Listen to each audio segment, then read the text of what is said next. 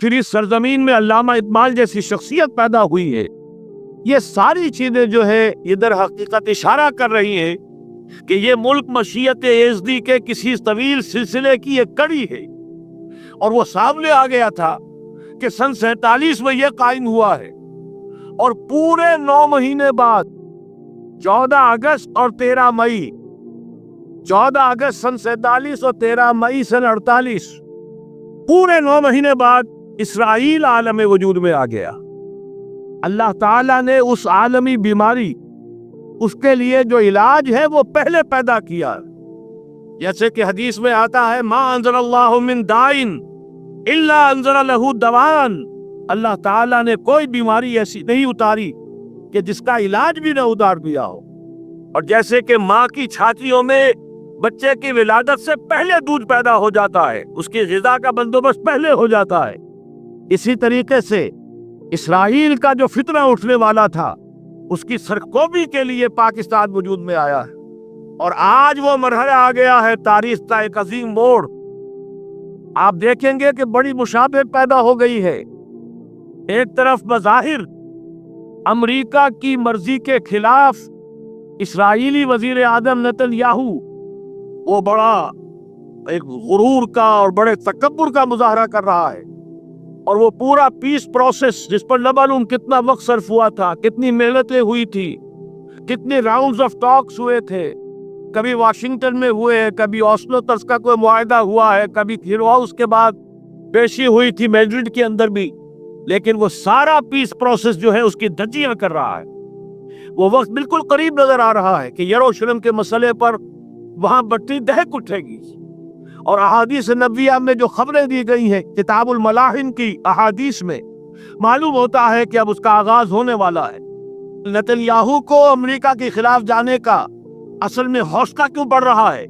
اس لیے کہ اسے معلوم ہے کہ فرنگ کی رگیں جہاں پنجہ یہود میں ہے، چاہے کلنٹن ہو یا کلنٹن کا باپ ہو، یہودی لابی وہاں کی اتنی مضبوط ہے، کانگریس میں اور سینٹ میں ان کا اتنا اثر ہے کہ کوئی بھی وہاں شخص بڑے سے بڑا طاقتور اور بڑے سے بڑا اختیارات کا حامل اسرائیل کی مرضی کے خلاف نہیں جا سکتا.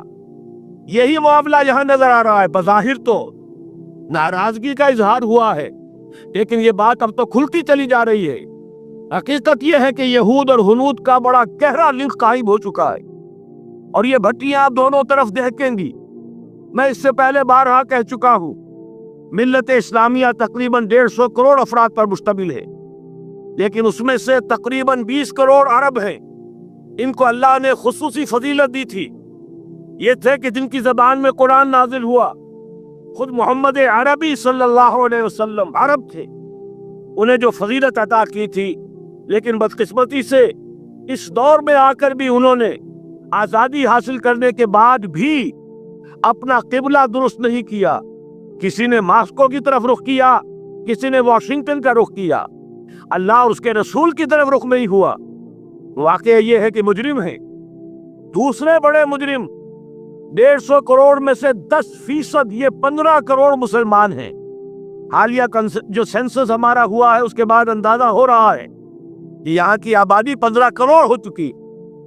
10% امت مسلمہ کا مسلمانان پاکستان ہے، اور یہ اس اعتبار سے کہ اسلام کے نام پر ملک بنا کر نصف صدی گزار چکے، لیکن یہاں پر اسلام کا بول بالا نہیں ہوا، کتاب و سنت کی بالا دستی کر اعلان نہیں ہوا. دستور میں ساری اسلامی دفعات موجود، لیکن اس کے ساتھ ہی ایسے خلا موجود، چور دروازے موجود کہ کوئی دفعہ بھی مؤثر نہیں ہے. یہ منافقت کا پلندہ لے کر ہم چل رہے ہیں اس دستور کو، اس دستور مملکت پاکستان. لہذا واقعہ یہ ہے کہ یہ بھٹی جو ہے ہماری آزمائش کے لیے آگ آد ابراہیم ہے، نمرود ہے. کیا کسی کو پھر کسی کا امتحان مقصود ہے؟ اس لیے میں نے وہ آیت بھی آپ کو سنائی، وَلَنَبْلُوَنَّكُمْ بِشَيْءٍ مِّنَ الْخَوْفِ وَالْجُوعِ. آج کی صورتحال پر غور کیجئے، کس درجے یہ الفاظ ہمارے جو ہیں وہ ثابت ہو رہے ہیں اور جس اپلائی ہو رہے ہیں. ایک خطرہ پیدا ہو چکا ہے. واقعہ یہ ہے کہ کوئی کرائسس ہو، کوئی خطرہ ہو، کوئی اندیشہ ہو تو قوم جاگ جایا کرتی ہے. اور اس کے بعد حقیقت یہ ہے اگر ہم نے جرأت کر لی، اور مجھے یقین ہے کہ ہو جائے گا، کچھ لیت و لال ہے، کچھ تاخیر ہے، حکومت کے کچھ اعلانات دو طرفہ سے بھی آ جاتے ہیں، لیکن مجھے یقین ہے یہ دھماکہ ہوگا، یہ مشیت اعزدی ہے، یہ شدنی امر ہے، یہ ہوگا۔ اور اس کے بعد یقیناً اس آیت مبارکہ کا دوسرا لفظ ہم پر منطبق ہوگا، وَلَنَبْلُوَنَّكُمْ بِشَيْءٍ مِّنَ الْخَوْفِ وَالْجُوعِ۔ یہاں دوسرا لفظ بھوک کا لفظ ہے، ہم پر سختیاں آئیں گی یقیناً۔ الکفر ملت الواحدہ، پوری دنیا امریکہ کی زیر سرپرستی ہمارے خلاف کھڑی ہوگی، ہمارے اوپر پابندیاں لگیں گی، لیکن شاید ہمارے جذبہ ایمانی کو بیدار کرنے کے لیے اللہ تعالیٰ اسی کو ذریعہ بنا دے، اور پھر اس کے ذریعے سے پورے عالم اسلام میں عوامی سطح پر جو ہمدردی پیدا ہوگی پاکستان کے ساتھ، اس کے آثار شروع ہو گئے ہیں۔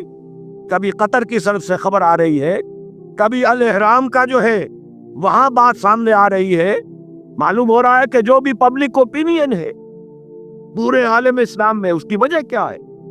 میں نے اپنے پچھلے جمعے کے خطاب میں عرض کیا تھا کہ جیسے پاکستان سلطنت خداداد پاکستان ہے، ایسے ہی اس کی ایٹمی صلاحیت یہ بھی خداداد ہے، اللہ نے سب پر پھاڑ کر ہمیں دی ہے۔ ایسا نہیں تھا کہ ہم نے لیبارٹریاں بنائی ہو، ہمارے سینکڑوں اور ہزاروں سائنسدان ریسرچ میں لگے ہوئے ہوں، نہیں، اچانک اللہ تعالیٰ کی طرف سے ہمیں ایک نعمت غیر مترقبہ عطا ہو گئی ڈاکٹر عبدالقدیر کی شکل میں۔ پھر نہ معلوم کس کس ذریعے سے اس پروگرام کو آگے بڑھانے کے لیے جن پرزوں کی ضرورت تھی، کس کس ذریعے سے وہ پرزے یہاں پہنچے ہیں۔ یہ بھی خالص خداداد صلاحیت ہے، اور اس کو سمجھ لینا چاہیے کہ یہ ہمارے لیے ایک فرض کفایہ کے درجے میں ہے پوری امت مسلمہ کی طرف سے۔ اس کی وجہ کیا ہے؟ پورے عالم اسلام میں کہیں اور یہ صلاحیت موجود نہیں۔ کچھ ایٹمی دانت نکلنے کا امکان پیدا ہوا تھا عراق میں، آپ کو معلوم ہے کئی سال پہلے اسرائیل کے جٹس آئے اور اس کے ایٹمی تنصیبات کو تہس نہس کر کے چلے گئے۔ اس کے بعد جو کچھ ہوا ہے خلیج کی جنگ میں، اس کا اگلا پچھلا کھایا پیا سارا اگلوا دیا، اور اس کے لیے جو پابندیاں ہیں شدید سے شدید تر ابھی تک چلی آ رہی۔ تو اچھی طرح سمجھ لیجئے کہ پورے عالم اسلام میں صرف ایک پاکستان، پوری دنیا میں صرف ایک ملک ہے جو اسلام کے نام پر بنا، پورے عالم اسلام میں صرف ایک ملک ہے جس کے پاس ایٹمی استعداد ہے۔ ان دونوں چیزوں کو سامنے رکھیے تو پھر مشیت اعزدی میں مختلف چیزیں جو اللہ تعالیٰ کی اس تدبیر کے اندر موجود ہے، اس کی کچھ نہ کچھ کڑیاں جو ہے ملتی نظر آتی۔ لہذا اگر یہ معاملہ ہو جاتا ہے تو یقیناً اگرچہ سختی آئے گی، وَلَنَبْلُوَنَّكُمْ بِشَيْءٍ مِّنَ الْخَوْفِ وَالْجُوعِ، لیکن ایک تو یہ کہ اس قوم کے اندر سے انشاءاللہ جذبہ ایمانی برآمد ہوگا،